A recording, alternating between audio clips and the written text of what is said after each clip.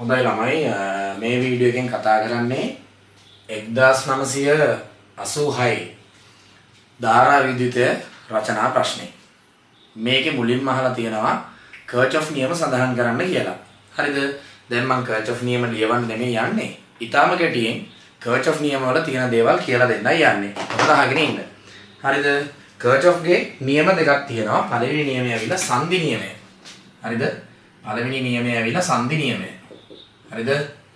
සංදි නියමය. නියමය junction ලෝ. හරිද? මේකෙදි කියන්නේ මෙන්න මෙහෙම කතාවක්. අපි පොඩි පරිපතයක් ගමුකෝ. පොඩි පරිපතයක් ගමුකෝ. මෙන්න මෙහෙම පරිපතයක් තියෙනවා මොකක් හරි. හරිද? හරි. ඔන්නෝම පරිපතයක සංදියක් තියෙනවා. සර්කිට් එක සංදියක් තියෙනවා. මේ සංදියට මේ පැත්තෙන් එනවා කියලා හිතන්නකෝ I1 කියලා කරන්ට් එකක්. හරිද? මේ සංදියට මේ යටින් එනවා කියලා හිතන්නකෝ I2 කියලා කරන්ට් එකක්. හරිද? මේ සංදියට එනවා කියලා හිතන්නකෝ I3 කියලා කරන්ට් එකක්. මේ සංදියෙන් එළියට යනවා කියලා හිතන්නකෝ I4 කියලා කරන්ට් එකක්. එතකොට කර්චොෆ් කියනවා මෙන්න මේ සංදි නියමෙදී මොකක් හරි පරිපතයක එක්තරා සංදියක් ගත්තම ජංක්ෂන් එකක් ගත්තම ඒ සංදිය හරහා ගලා යන ධාරාවල VG එකතුව ශූන්‍යයි කියලා. තේරුණාද? VG එකතුව ශූන්‍යයි කියන්නේ මෙන්න මෙහෙම කතන්දරයක්. හරිද? මේ සංදියට එන කරන්ට් වල එකතුවයි. හරිද? සංදියෙන් පිටතට යන කරන්ට් වල එකතුවයි සමානයි කියලා කියන්නේ. දැන් මෙන්න මෙහෙම කතන්දරයක්. දැන් අපි ගමුකෝ මේ සංදියට එන කරන්ට් ටික. හරිද? මෙන්න මෙහා එනවා I1 සංදිය දිශට. හරිද? මම මෙතන ගන්නවා සංදිය දෙසට එන කරන්ට් සංදිය දිහාට එන කරන්ට් මම ධන කරන්ට් විදියටත් සංදියෙන් එළියට යන කරන්ට් ඍණ කරන්ට් විදියටත් ගන්නවා. එතකොට අපිට මේක මෙහෙම ලියලා පෙන්නන්න පුළුවන්. හරිද? මෙහෙම ලියලා පෙන්නන්න පුළුවන් කොහොමද? මම මේ පැත්තේ ලියන්නම්කෝ. හරිද? I1 හරිද? ධන I2 ධන I3. ඔන්න සංදිය දිහාට එන කරන්ට් වල එකතු මම ධන එකතු වුන් කියලා ගත්තා. සංදියෙන් එළියට යන ඒවා මම ඍණාගයක් විතර ගන්නවා. I4 සමාන වෙනවලු බිඳුවට. මේක තමයි සංදි නියමය. මොකද්ද සංදි නියමය කියන්නේ? පරිපතයක යම්කිසි සංදියක් හරහා ගලා යන ධාරාවන්ගේ VG එකතුව ශුන්‍යයි.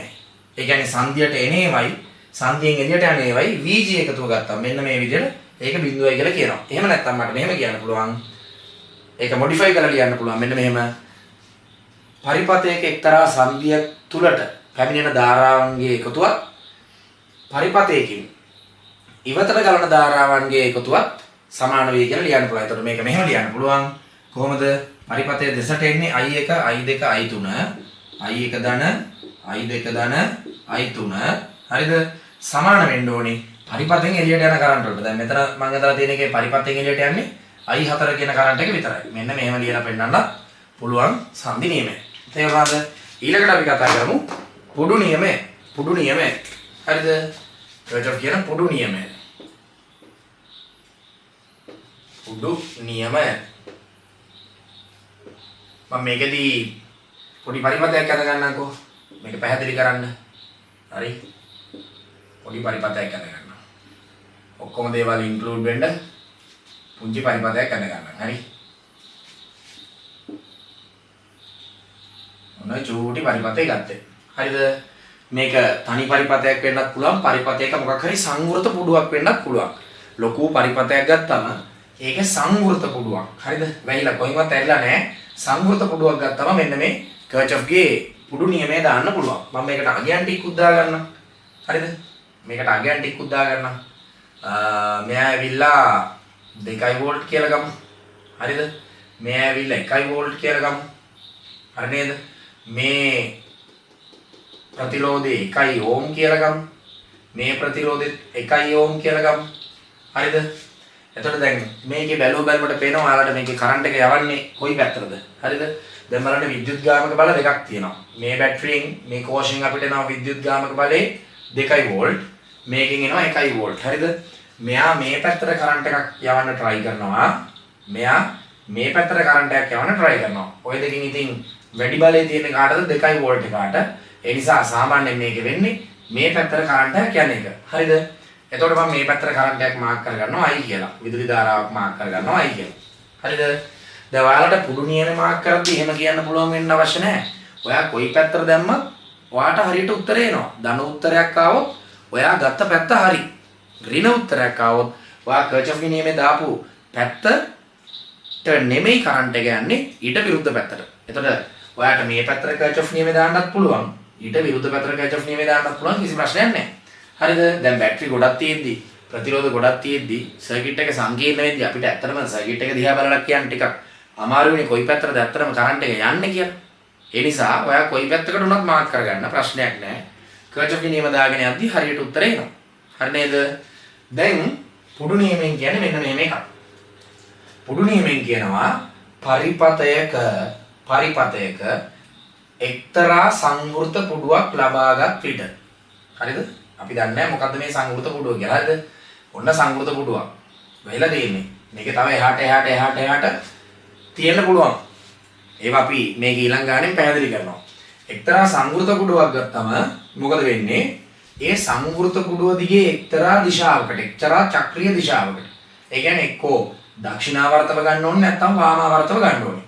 අන්න එහෙම චක්‍රීය දිශාවකට තියෙන සියලුම විද්‍යුත් ගාමක බලවල එකතුව සමාන වෙනවලු මේ අර කලින් ගත්ත දිශාවටම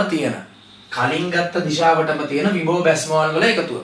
දැන් බලන්න පරිපතයක් කරා තියෙන ප්‍රතිරෝධයක් කරා කරන්ට් එකක් යද්දී විභවය බහිනවා. දැන් මෙහා හරහා විභව බැස්ම කීයද? I වරක් ආ V = IR නේ ඕම් නියමෙන් එන්නේ විභව බැස්ම. තේරුණාද?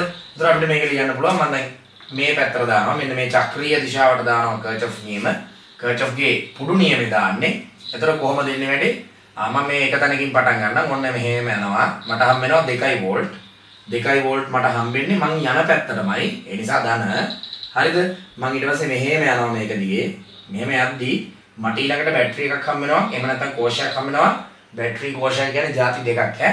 හරිද? මට කෝෂයක් හම් වෙනවා 1 වෝල්ට්. බලන්න අර 1 වෝල්ට් කෝෂ කියන්නේ අපේ කරන්ට් එක යනවා කියලා අපි හිතන පැත්තට විරුද්ධ පැත්තට. එහෙම නැත්නම් මේ අපි කර්චොෆ්ගේ පුඩු නියමයේ දාන පැත්තට විරුද්ධ පැත්තට තමයි බැටරිය තියෙන්නේ. එතකොට මට යා ඍණ කියලා දාන්න වෙනවා. ඍණ කියලා දාන්න වෙනවා. හරිද? යාව ඍණ කියලා දාගන්න වෙනවා. ඍණ 1 වෝල්ට්.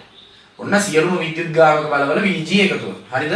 2 1 මේක සමාන වෙනවලු මොකටද? සියලුම විද්‍යුත් මේ විභව බැස්මවල වල එකතුවට. සියලුම විභව බැස්මවල වල එකතුවට. බලන්න දැන් මම අර චක්‍රීය දිශාවටමයි යන්නේ. බලන්න මේ ප්‍රතිරෝධයක් හරහා යද්දී විභවය බහිනවා දරුවෝ. හරිද? මෙන්න මේ 1 ඕම් ප්‍රතිරෝධය හරහා I ධාරාවක් නෑන්නේ. එහෙනම් මේ 1 ඕම් හරහා ධාරාව යද්දී බහින විභව ප්‍රමාණය ඇවිල්ලා I වර්ග R. හරිද? එතකොට මට ලියන්න පුළුවන් 1 ඕම් I කියලා. හරිද? ඔන්න මෙහෙම යනවා ඉතින්.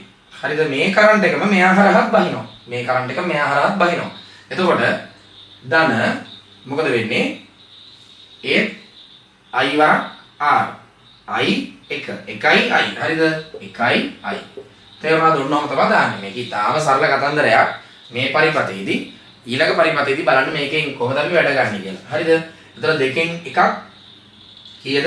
1 වෝල්ට් 1යි 2යි එහෙනම් අපිට I වලට උත්තරේ එනවා. මොකද්ද? I කියන්නේ ධාරාවක්නේ. ඇම්පියර් වලින් උත්තරේ එන්න ඕනේ.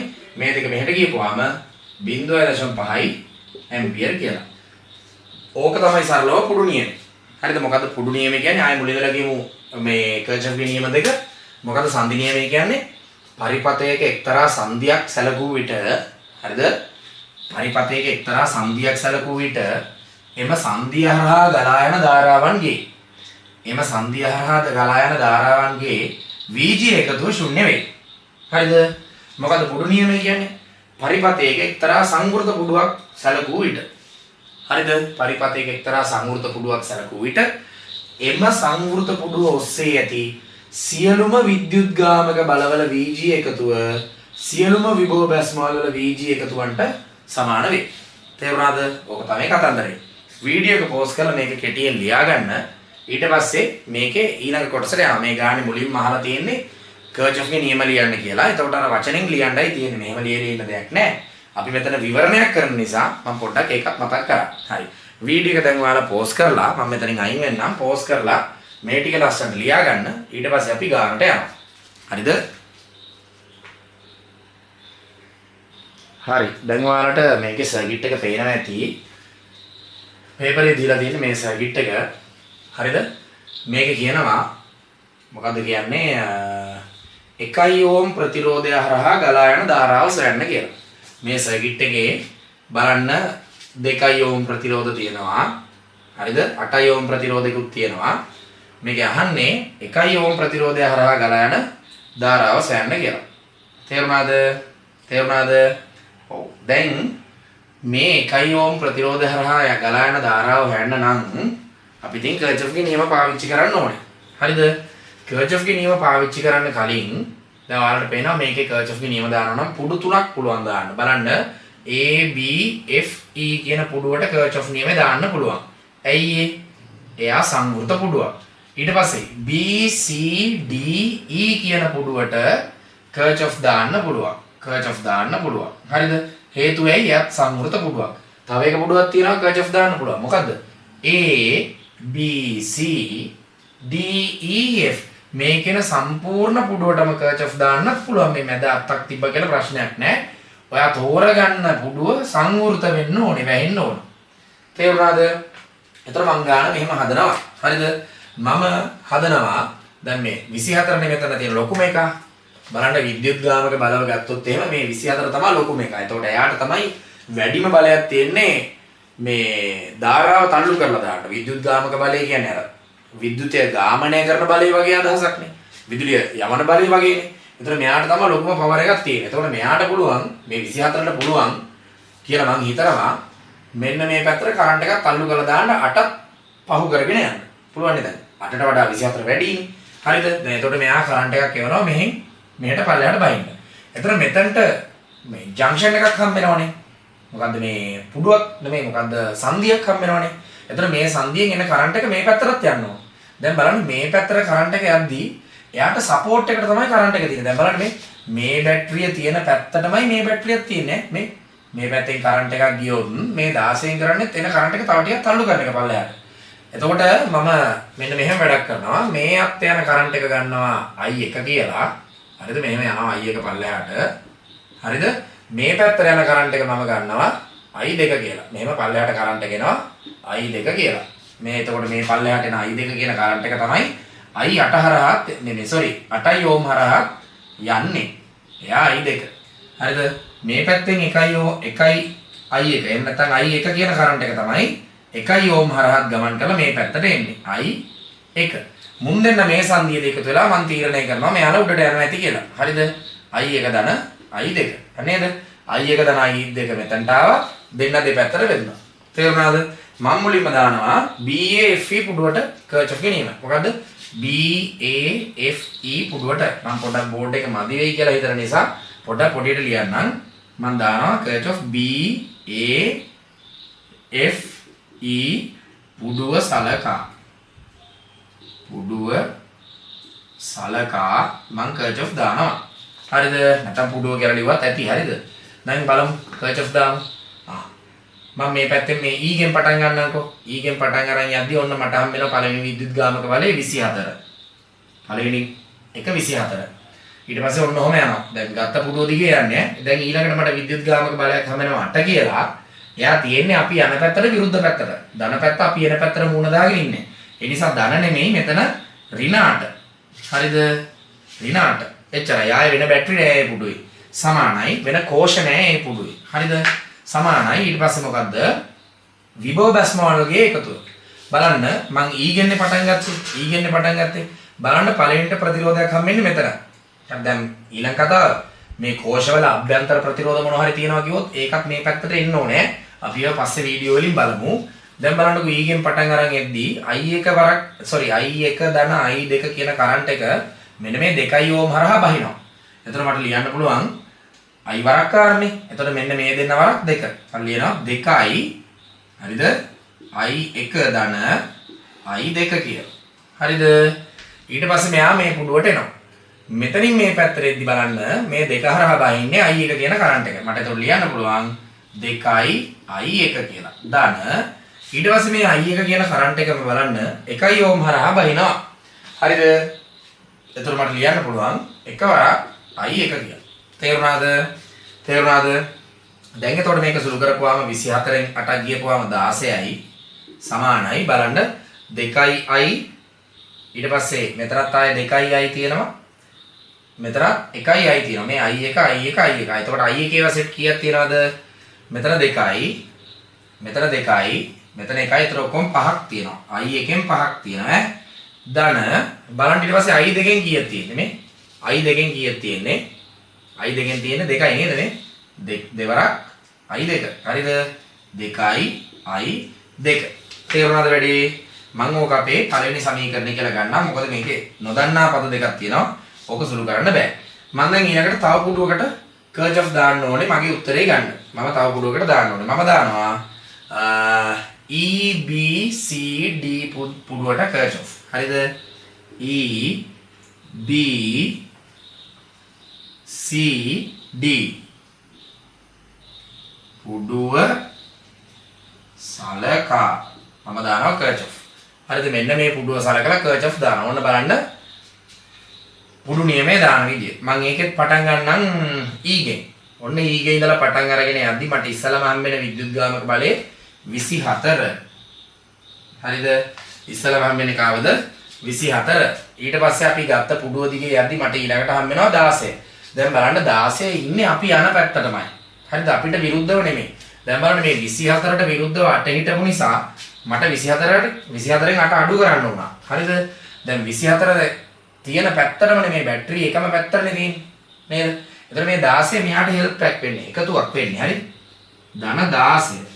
එච්චරයි නේ. ඒ පුඩුවේ වෙන විද්‍යුත්ගාමක බල නැහැ.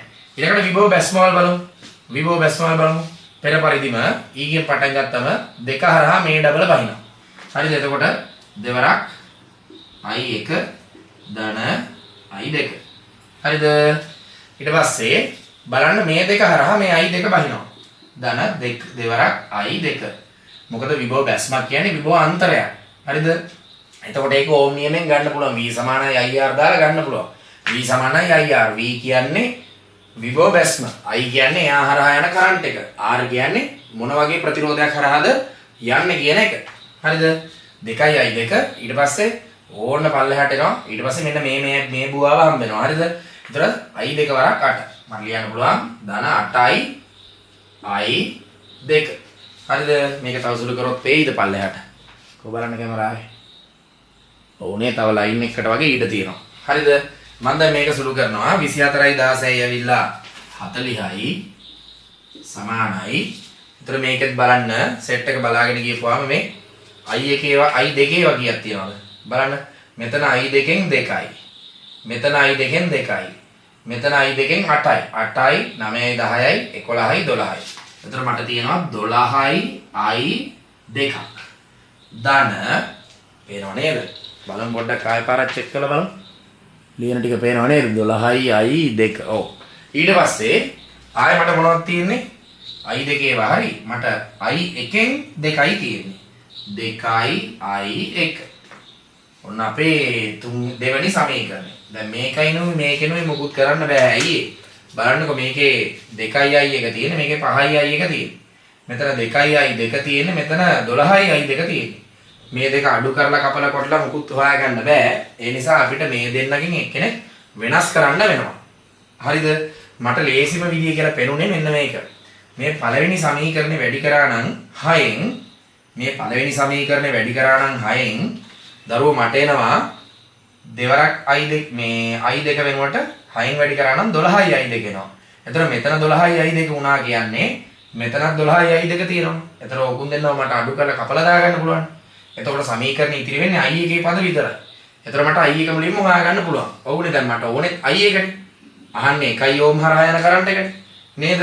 එහෙනම් මම මොකද කරන්නේ? මම මේ පළවෙනි සමීකරණේ වැඩි කරනවා 6න්. හරිද? මම පළවෙනි සමීකරණය වැඩි කරනවා 6න්. එතකොට මොකද වෙන්නේ? බලන්න 16 වරක් 6 කීයක් වෙනවද? 96ක් එනවා. 96 සමානයි. ඊට පස්සේ 5 වරක් 6 කීයක් වෙනවද? 30ක් i1 මේ 5යි i1 6න් වැඩි වුණාම 30යි i1 වෙනවා. ධන ඊට පස්සේ දෙවරක් 6 කීයද? දෙවරක් 6 12යි. 12යි i 2. මට මේක අපේ තුන්වෙනි සමීකරණය විදිහට ගන්න පුළුවන්. දැන් මොකද කරන්න පුළුවන්? දැන් බලන්න මේකෙත් 12යි i 2ක් තියෙනවා.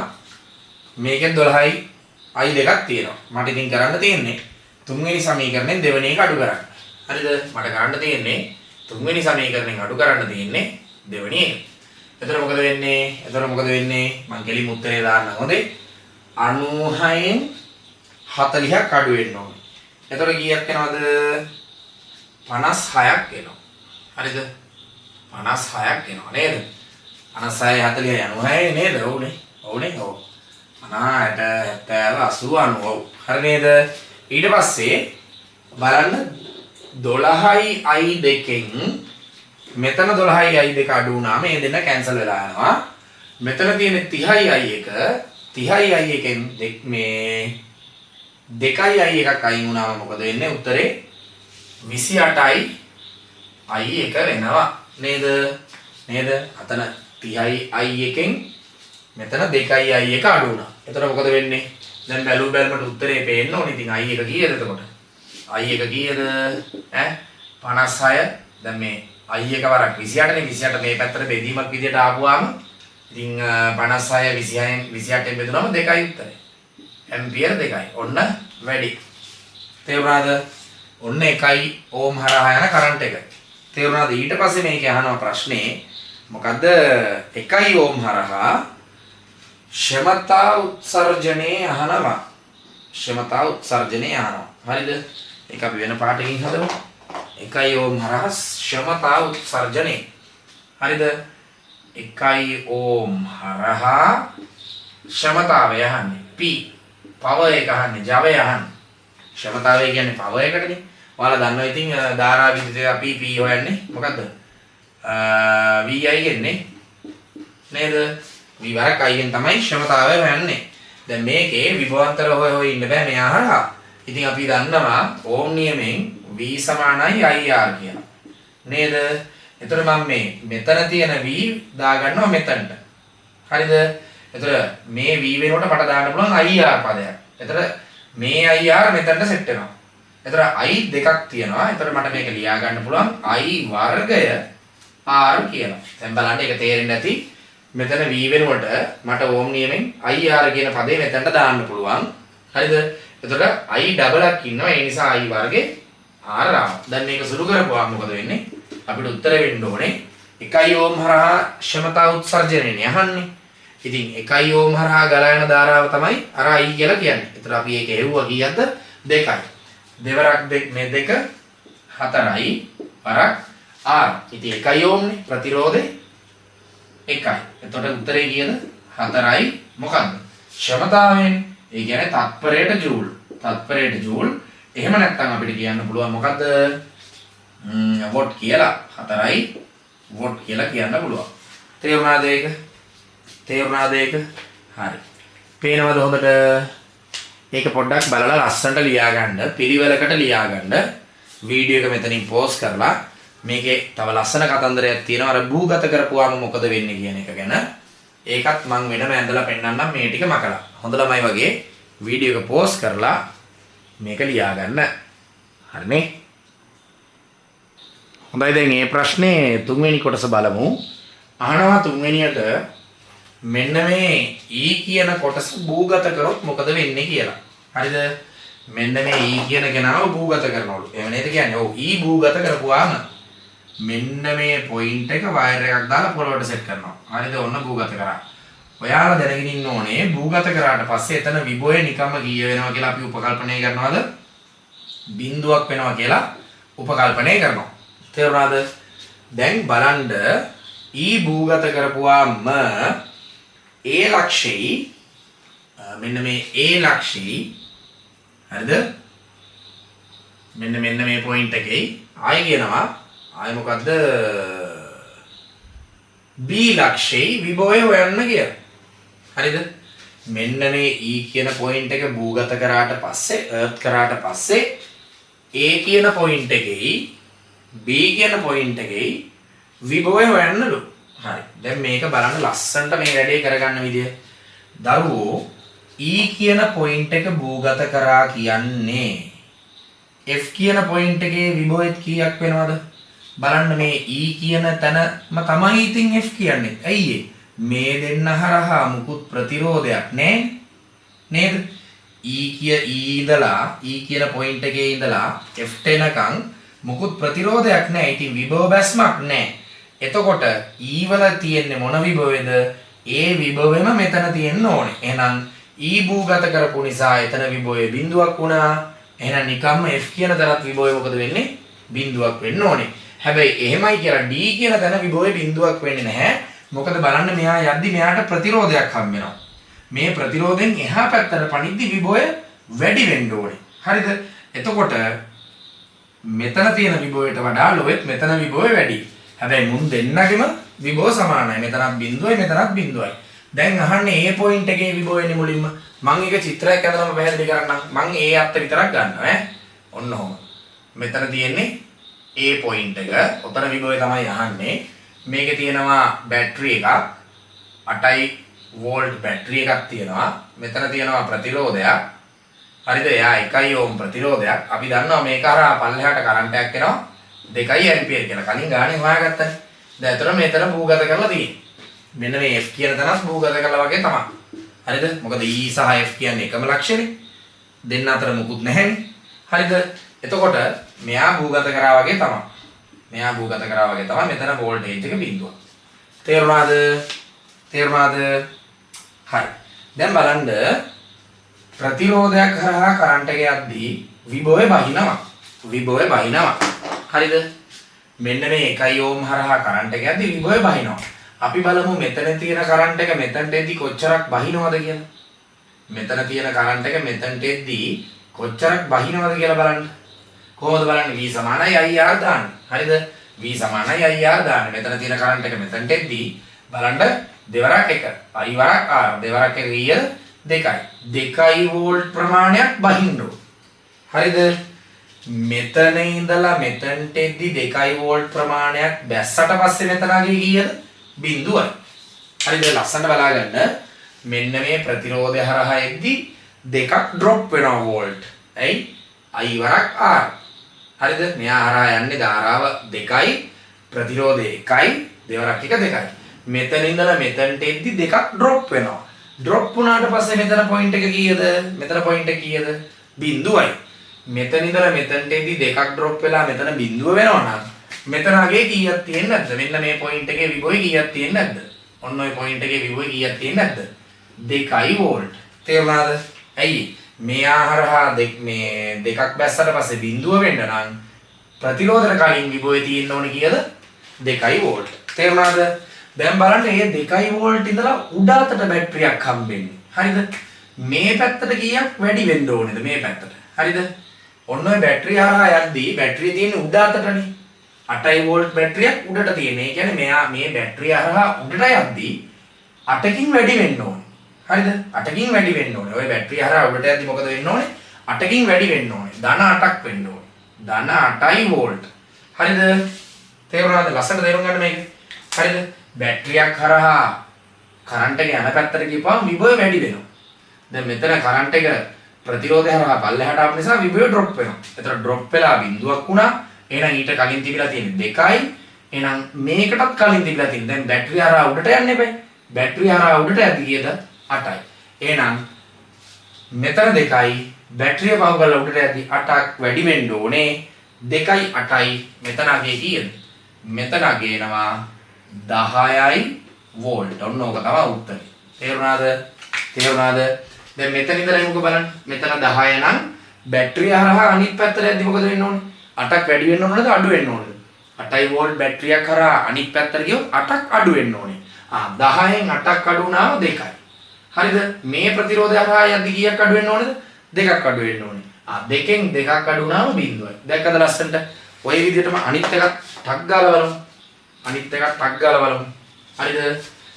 අනිත් එක කියන්නේ මොන ලක්ෂ්‍ය හොයන්න කියලාද? B ලක්ෂ්‍යනේ. B ලක්ෂ්‍ය. බලන්න. දැන් A ලක්ෂ්‍යයේ අගේ දන්නවා. A ලක්ෂ්‍ය අගේ දන්නවා. කීයද A ලක්ෂ්‍ය අගේ? අතන හොයාගත්ත 10යි කියලා. 10 වෝල්ට් කියලා හොයාගත්ත A ලක්ෂ්‍ය අගේ. හරිද? A. දැන් මට මෙතන ඉඳලා මෙතනට එන්න පුළුවන් නේ. දැන් කොහෙන් ආවත් ප්‍රශ්නයක් නැහැ. මේ අත් දිගේ මෙහෙ මුඩට ආවත් අවුලක් නැහැ. එතකොට අවුල තියෙන්නේ I දෙක හොයාගන්න වෙනවා. මෙතන විභව නැක්ම හොයාගන්න. ඒ නිසා ලේසින් වැඩේ මං A ඉඳලා B ට එනවා. A ඉඳලා B ට එනවා. හරිද? A ඉඳලා B ට එන අත්ත මම මෙතන ඇඳ ගන්නවා වෙනම. A ඉඳලා B ට එද්දි මට හම්බෙන්නේ ප්‍රතිරෝධයක් විතරයි. හරිද? කීයක ප්‍රතිරෝධයක්ද? 2 ඕම් ප්‍රතිරෝධයක් විතරයි. හරිද? 2 ඕම් ප්‍රතිරෝධයක් විතරයි හම්බෙන්නේ. එතකොට ඔන්න B. මෙන්න මෙතන B. B ගේ අගේ කීයද කියලා තමයි අහන්නේ. විභවය කීයද කියලායි අහන්නේ. බලන්න B ඉඳලා මේ පැත්තට තමයි කරන්ට් එක එන්නේ. I එක කියන්නේ අපි හෙව්වනේ ඉස්සල්ලා 2 ඇම්පියර් කියලා. හරි. දැන් මොකද වෙන්නේ? දැන් කල්පනා කරන්න බලන්න.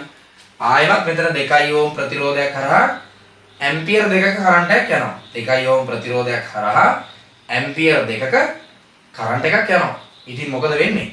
ප්‍රතිරෝධය හරහා කරන්ට් එක ගියපුවාම එහා පැත්තට යද්දී විභවය බහින්න ඕනේ. මේ පැත්තට යද්දී විභවය බහින්න ඕනේ.